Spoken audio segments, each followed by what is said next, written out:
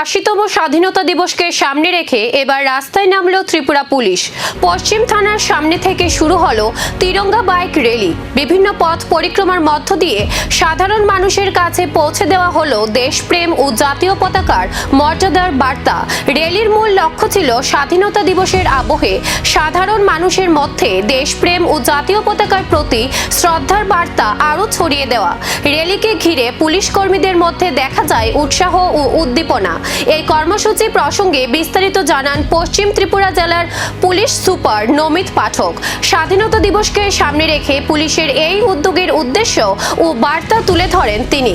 শুধু পুলিশের অভ্যন্তরীণ কর্মসূচি নয়, সাধারণ মানুষকেও স্বাধীনতা দিবসের উদযাপনের সঙ্গে যুক্ত করার লক্ষ্যেই এই ধরনের উদ্যোগ বলে জানানো হয়। जैसे आपको पता है कि अभी इंडिपेंडेंस डे जो है आने ही वाला है, तो उसके लिए हम एक बाइक रैली ऑर्गेनाइज कर रहे हैं, जिसमें मतलब हम अपने फ्रीडम स्ट्रगल को तो याद कर ही रहे हैं, उसके अलावा आपके माध्यम से हम समाज में जो कुछ जैसे नशा मुक्ति के प्रति जागरूकता, जो कंजम्पशन ऑफ NDPS आइटम्स जो है उसके अगेंस्ट जो है हम एक मुहिम चलाएंगे, और जिसमें आप लोगों का हमें सहयोग भी चाहिए, और इसके माध्यम से अवेयरनेस भी होगी।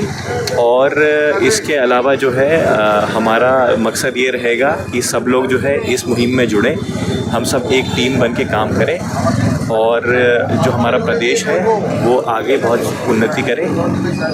यही हमारी मुहिम है। তিরঙ্গা হাতে পুলিশের বাইক র্যালি, পথে পথে ছড়ালো দেশপ্রেমের বার্তা। 80তম স্বাধীনতা দিবসের আগে পুলিশের এই উদ্যোগে ফের সামনে এলো জাতীয় পতাকার প্রতি শ্রদ্ধা ও দেশের প্রতি দায়বদ্ধতার বার্তা।